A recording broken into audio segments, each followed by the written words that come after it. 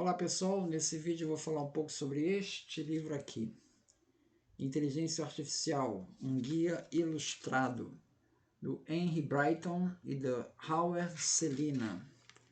É um livro que é tipo um mangá, é de uma série, né? E é muito interessante, ele é bem profundo, né? Eu vou dividir em duas partes, destacando alguns pontos que ele falou no livro, né? Então, a inteligência artificial ela pretende chegar a uma teoria geral, uma IA geral, com a ação inteligente dos agentes. Né? O agente. O que é o agente? O agente é algo, humano ou máquina, capaz de um comportamento inteligente. Na sua forma mais extrema, conhecida como a IA forte, a meta é construir uma máquina capaz de pensar, ter consciência e sentir emoções. Na IA fraca, o objetivo é desenvolver sistemas inteligentes, mas que não são capazes de pensar, ter consciência e sentir emoções. Doug Lenat e Edward Feigenbaum, eles afirmam: não podemos frear a IA da mesma forma que o homem primitivo não teria como suprimir a propagação da fala. Então, é um crescimento inevitável, por todas as consequências que pode ter uma IA consciente, né? É um caminho inevitável, segundo esses dois autores. Né? Um dos cenários da IA forte, com sentimentos, é o de transferir a vida mental de uma pessoa para uma máquina e assim garantir a sua eternidade, possibilidade considerada pelo transhumanismo. Então, ele destaca, os autores, né, que o estudo dos processos mentais é interdisciplinar, envolve psicologia, linguística, filosofia, neurociência e não apenas ciências de computação. Essa questão de transferir a mente para uma máquina, né, a gente deve pensar o seguinte, que na verdade o que você está transferindo é uma cópia da mente daquela pessoa naquela data. A partir daquele momento, aquela entidade consciente, se é que a gente vai chegar um dia essa IA forte, essa entidade consciente, ela vai ter um desenvolvimento próprio, separado da própria pessoa. Então já serão duas pessoas diferentes, porque você vai ter as suas experiências que o computador não vai ter. Então vai seguir dois caminhos separados. Então, na verdade, essa ideia de eternidade, ela é questionável. Né? Na verdade, você vai ter dois seres que tiveram um ponto em comum. O termo inteligência artificial foi criado em uma conferência em Dartmouth College, no Dartmouth College, em New Hampshire, em 1956, nos Estados Unidos, onde alguns dos principais representantes da pesquisa em inteligência artificial estiveram presentes, o Herbert Simon, John McCarthy, Claude Shannon, o Allen Newell e o Marvin Minsky. Nessa época, o otimismo era muito grande. Em 1957, Herbert Simon afirmou: eu não tenho intenção de causar surpresa ou choque, mas existem máquinas no mundo que já podem pensar, aprender e criar. Ele estava sendo muito otimista. Né? Imagina-se que logo iríamos ter sistemas inteligentes o suficiente para fazer uma tradução perfeita e eficaz, o que não se confirmou, porque a tradução não é meramente você construir um dicionário adequado. Ela envolve você entender o contexto daquela frase. Então, isso causou uma certa frustração desses sistemas especialistas, especialmente na área de tradução. Em 1963, o governo americano suspendeu os investimentos em pesquisa de tradução automática. Mas se seguiu os desenvolvimentos de inteligência artificial com sistemas especialistas, sistemas dedicados a tarefas específicas, como, por exemplo, jogar um jogo de xadrez. Os sistemas especialistas, eles são caracterizados pela sua fragilidade, ou seja, mesmo um leve desvio da especialização, inevitavelmente produz contrassensos. Por exemplo, um algoritmo para um carro autônomo, ele não consegue se adaptar para ser usado agora para diagnosticar sarampo. Né? Coisa que acontece com a gente. Né? A gente tem uma tarefa e consegue se adaptar a fazer uma tarefa totalmente diferente. Esses sistemas especialistas não têm essa característica, então tem uma fragilidade maior. Na década de 1950, os psicólogos começam a abandonar a ideia de behaviorismo como o único caminho capaz de compreender os processos mentais humanos. Os behavioristas eles acreditavam que não se deve recorrer a entidades mentais não observadas. A gente deve se concentrar naquilo que podemos ter certeza, ou seja, nas observações do comportamento da pessoa, por meio da análise do estímulo-resposta. O behaviorismo é uma teoria da psicologia que avalia o comportamento dos seres humanos e animais a partir de análises fundamentadas na observação de fatos práticos, como, por exemplo, a reação a estímulos. O behaviorismo ele foi desenvolvido inicialmente por Watson e tinha como base a teoria de condicionamento clássico do fisiologista e médico russo Ivan Pavlov. Pavlov provou que, após repetir diversas vezes a experiência de tocar um sino e em seguida mostrar a comida a seus cachorros, criou-se uma associação entre o som do sino e o alimento. Assim, mesmo que não vissem nenhuma comida, o simples som do sino já era suficiente para fazer com que os cães salivassem. O chamado cão de Pavlov, o experimento foi uma validação do condicionamento clássico, que defende que o comportamento não pode ser controlado e funciona quase que como um reflexo involuntário. Então, esse é o fundamento dos behavioristas.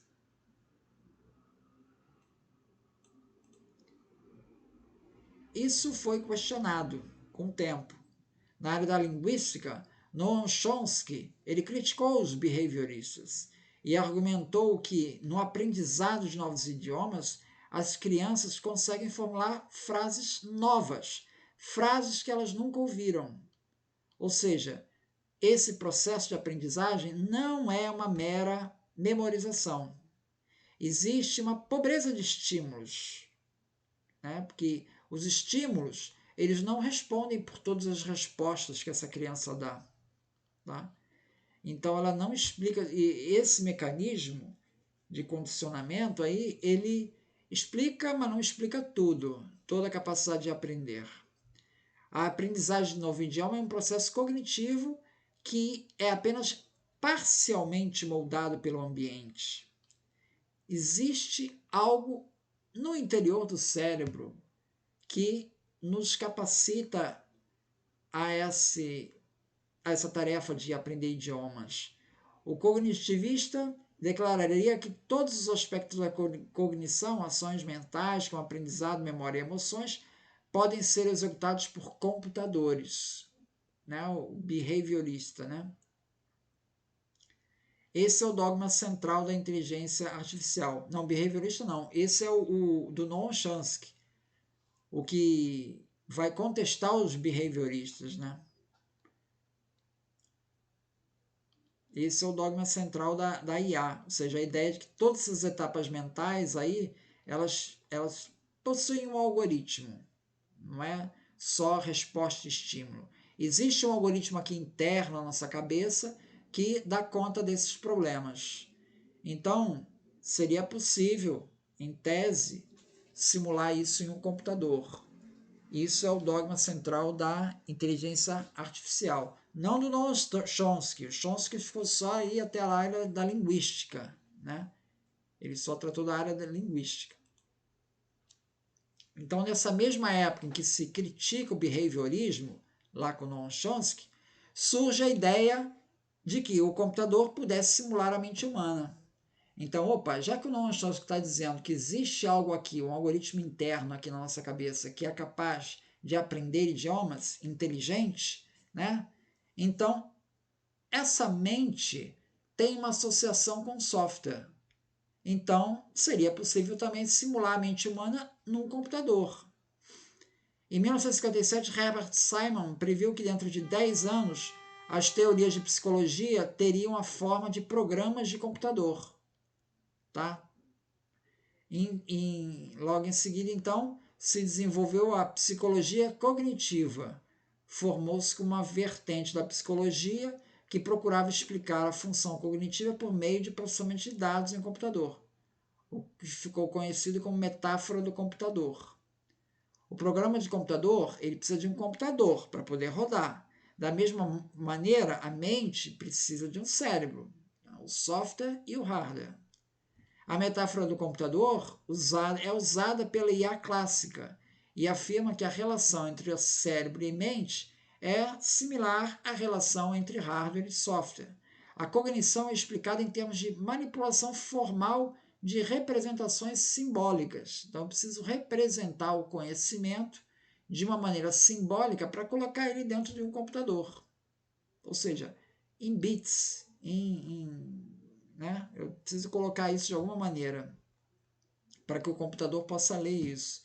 Então, a mente manipula representações simbólicas da mesma forma que um computador manipula bits, manipula dados. Bom, então essa é uma abordagem então da inteligência artificial. Ainda dentro da inteligência artificial tem o conceito de conexionismo, ou seja, é baseado em redes neurais eletrônicas, que ganharam maior aplicação com o desenvolvimento do algoritmo de Deep Learning no final da década de 80. Faz um desvio radical com a relação à abordagem clássica e simbólica da IA clássica. Tá?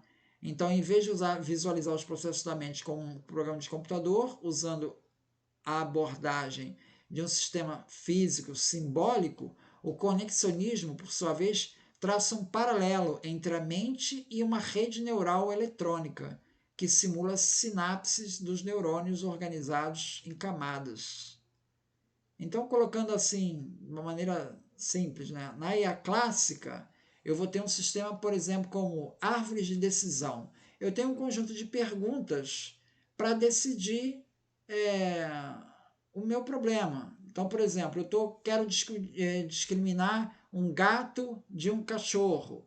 Aí eu pergunto, esse animal tem... Aí eu vou descrevendo as características de um gato, né? Para separar das características de um cachorro. Então eu faço um conjunto de perguntas. Esse animal tem bigode? Tem. Então esse animal tem uma cauda longa? Tem. Então eu vou, se ele responder isso, então é gato.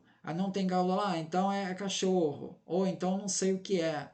Enfim, eu vou ter um conjunto de perguntas e respostas para chegar na minha solução. Esse é a IA clássica, né? Numa rede neural, não é assim. Numa rede neural, eu tenho um conjunto de neurônios eletrônicos organizados em camadas e eu tenho um conjunto de entradas e um conjunto de saída.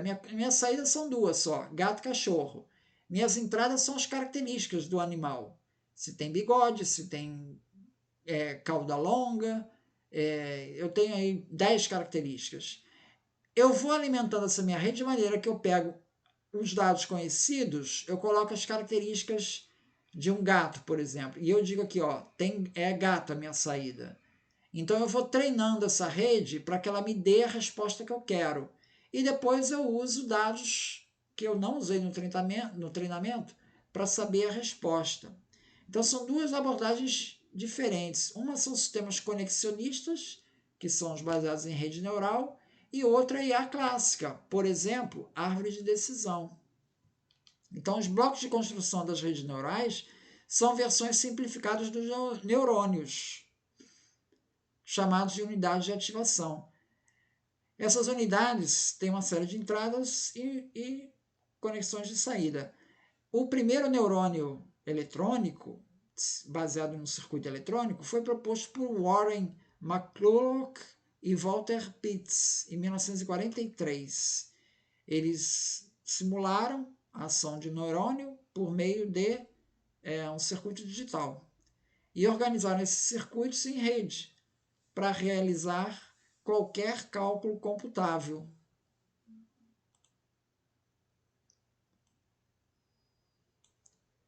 Então, uma rede neural, ela tem uma etapa de treinamento, que é quando eu ofereço um conjunto de dados, ou seja, diversas 1000 fotos de gatos e cachorros, e que para cada foto eu tenho essa resposta. Esse aqui é um gato, esse aqui é um cachorro, esse aqui é um gato, esse aqui é um cachorro. E eu vou usar essas 1000 entradas, já sabendo as saídas, para determinar os pesos dos neurônios. Então, os sistemas conexionistas, eles não desbancaram os métodos da IA clássica, árvore de decisão, por exemplo. Eles continuaram existindo. Eles tratam-se de métodos complementares, muito embora nós possamos usar redes neurais para resolver os problemas que a gente resolvia por árvore de decisão. Tá? Nas redes neurais, a informação está distribuída nos pesos de cada neurônio. Como é que eu vou saber o peso? Na etapa de treinamento. Ou seja, a informação ela não se encontra armazenada em um local específico. Tem algum naquele neurônio ali que decide se o bigode do animal é grande ou pequeno? Não, está espalhado pela rede isso.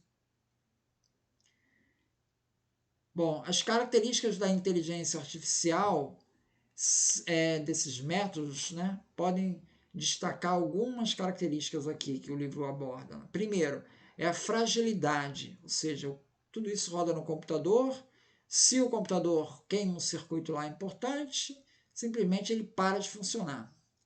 E não é assim que acontece com o nosso cérebro. Se uma área do nosso cérebro é danificada, o cérebro não para de funcionar. Ele se readapta e continua funcionando. Tá? Segunda questão.